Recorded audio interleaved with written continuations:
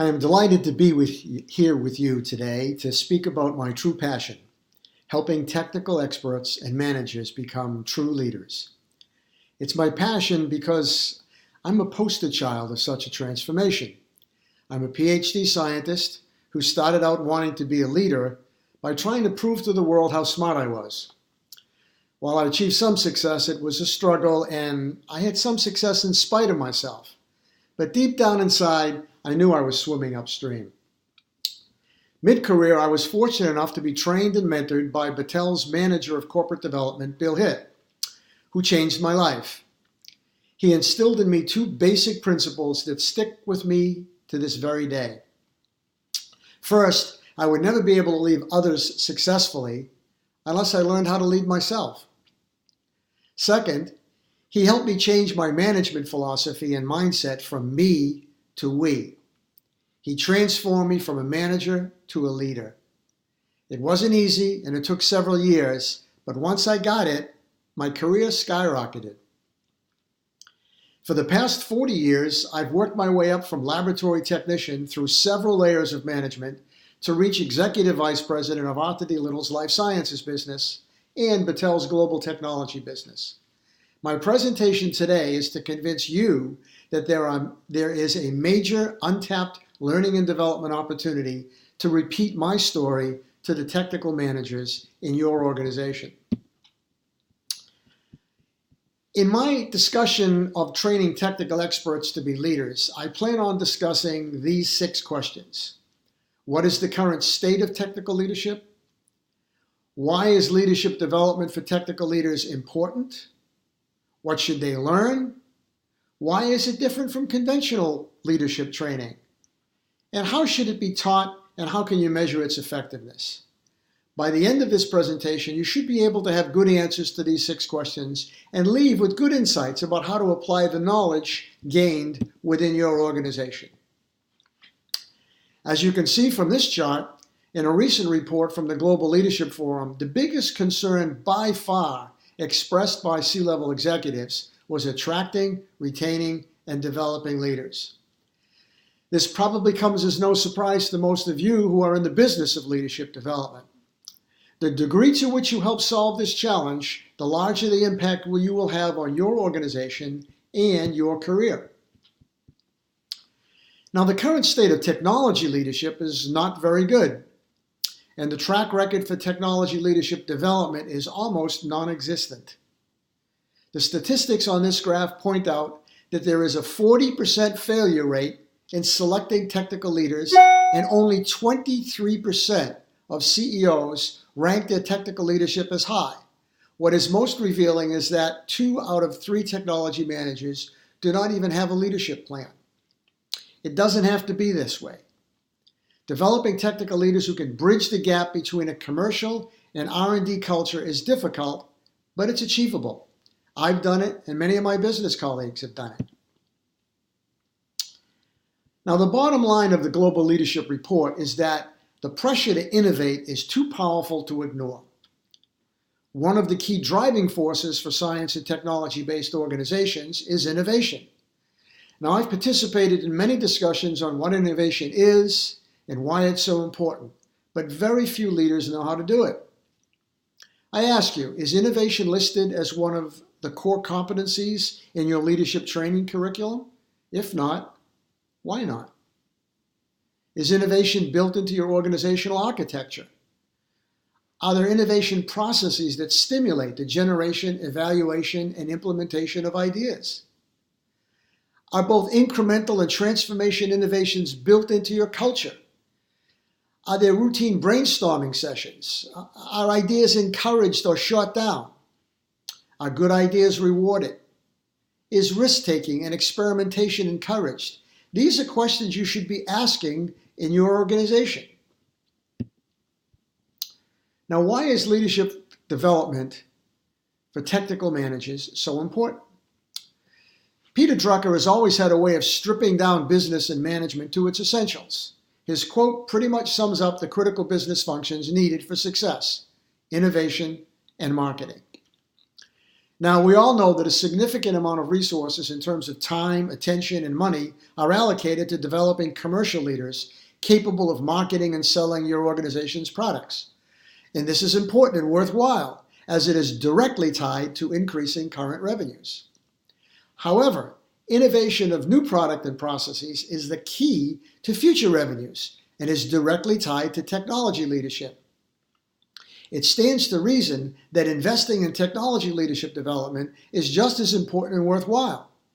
Now, if this is so obvious, why isn't it done? Well, frankly, because it's not that easy. You probably have all heard about the story of the man walking down the street and seeing an older gentleman on his hands and knees looking for something. And he asked the gentleman, what are you looking for? And he says, I lost my keys and I can't seem to find them. And the gentleman asked this man, well, where did you lose them? And he said, well, I lost them down there in that alley. And he thought that was kind of strange. And he said, well, then why are you looking here? And he said, because this is where the light is. Now, it's not so easy finding keys in the dark, so why even bother looking? The bottom line is the old man will never find his keys unless he's willing to do the difficult and look for his keys in the dark. Your organization will never develop technology leaders unless you're willing to do the difficult. Find out how to train them properly. What is your overall training budget and what percent is targeted for technical leadership? Does the amount make sense to you? The next subject is what should your technical managers learn? While I coach all of my clients to think strategically, act decisively, and learn continuously, the content changes based on the business function. Today I am addressing the technology function and what technology managers need to learn. Your technical managers should learn strategic leadership. That is, how to generate and sell their ideas. Strategic leadership requires imagination, courage, and persuasiveness. Your managers need to improve their performance leadership. That is, implementing their ideas through cross-functional projects. Performance leadership requires conscientiousness, productivity, and discernment. And finally, your managers need to learn servant leadership, how to motivate and support the staff responsible for leading the projects. Servant leadership requires empathy, integrity, and teaching skills. If you want to learn more about how to become a three-dimensional leader, read my book, Becoming a Three-Dimensional Leader. It's available on Amazon. So now, why is technical leadership training different? It's different because the science of management is not easily translated into the management of science.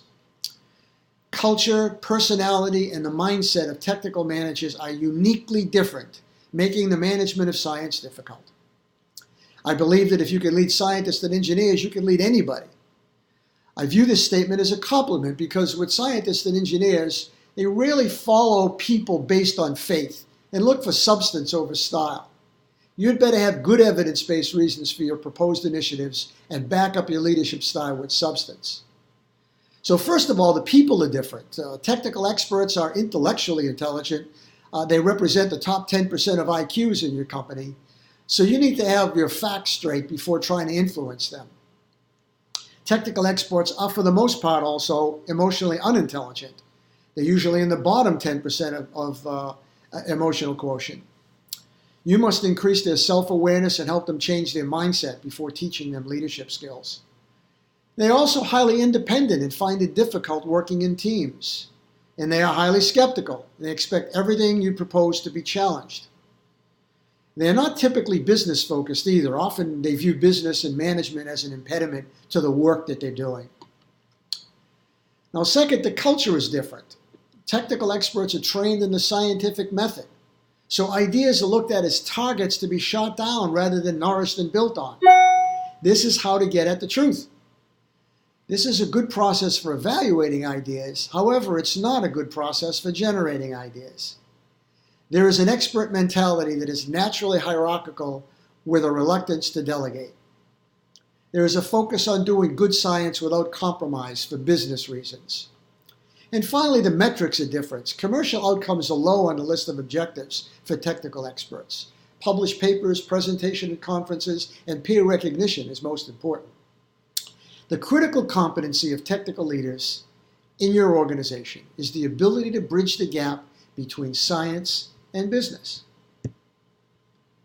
So how should technical leaders be taught then? The biggest mistake that most leadership training programs make is to teach leadership skills and ignore the important role of leadership philosophy and mindset, which makes up 80% of the transformation process. The training should involve uncovering faulty belief systems that lead to mindsets that are not useful. Belief systems and blind spots need to be challenged. This makes technical staff uncomfortable. The assessment tools are very useful if interpreted properly. Training involves increasing awareness of the important role that emotions have on decision-making, productivity, and motivation. Emotions are data that lead to better decision-making. Once a change in mindset and receptivity to leadership learning have occurred, the technical leaderships, the remaining 20%, are easily taught. These are very smart people, and learning these skills once they're ready for them is basically pretty straightforward. Now, the 70-20-10 rule of learning is rarely implemented. Now, why is this so? The feedback from most technical experts is that they are too busy with project work, meetings, correspondence, etc., to learn on one's own. The solution to this problem is to incorporate on-your-own learning into on-the-job training. Since the majority of time spent on the job is on project work, it stands to reason that you need to incorporate learning objectives into project plans. By training project managers to incorporate learning objectives into each project, OJT becomes automatic. Finally, there are multiple modalities that can work best so long as you have good coaching and good mentoring. Now, the three most important selection criteria for leadership are, can they do the job? And that usually deals with experience, track record of accomplishments. And remember to not make the mistake of assuming that one has 10 years experience when frankly they might have 1 year's experience 10 times. The second question to be asked is, will they do the job? And that deals more with motivation and fit and resilience. And the last question, which is very rarely asked, is, are they coachable? Do they have a fixed mindset or a growth mindset? Do they have a healthy self-confidence? Are they willing to learn? The key mindset change needed is that you are on a lifelong learning journey, not a quick fix, and you need to learn continuously. My motto is, better than yesterday, not as good as tomorrow. Now, when a comparison was made between what an organization provided in leadership training and what high potential leaders desired, the high potential leaders are looking for high touch learning, which is not consistent with what is being pushed in the L&D community. The metrics for leadership training effectiveness are very different for technical leaders. Innovation is the key, and that's an increase in the idea pipeline. I have a three-dimensional leadership index that I use to evaluate the leadership potential of technical managers. There's self-leadership, strategic leadership, performance leadership, and servant leadership. Clearly, the number of candidates that were promoted in your organization after training indicate the effectiveness of your training. And finally, the last one on collaboration is key. Breaking down barriers between the commercial and R&D community leads to tremendous increase in productivity. It greases the innovation wheel. My recommendation to you, training and development managers, is to think about the following. 1, leadership strategy and succession planning. What is the current supply of capable technical leaders that meet both short and ever-changing long-term needs? 2, have your technical managers fill out a leadership survey. This can help with organizations' leadership strategy as well as technical managers' self-assessment. 3, develop a tailored leadership program for your emerging leaders, project leaders, technical supervisors, and R&D directors. Establish a certificate in life science leadership for your organization that you can be proud of. And finally, be careful in selecting technical coaches and mentors. They need to have the right mindset, track record of success in leading technical teams and organizations, and the right teaching skills. I hope that by now I have convinced you that there's tremendous potential to improve the leadership of your technical staff and your organizations. You and I know that the next breakthrough in your organization is currently in the mind of one of your technical experts. Will he or she be able to express their idea in a compelling way? Will senior management listen to them? You could play a key role in this process. For those of you who are interested in learning more, both of my books on the subject are available on Amazon, and there are many articles on my website, graffeoandassociates.com. Thank you very much.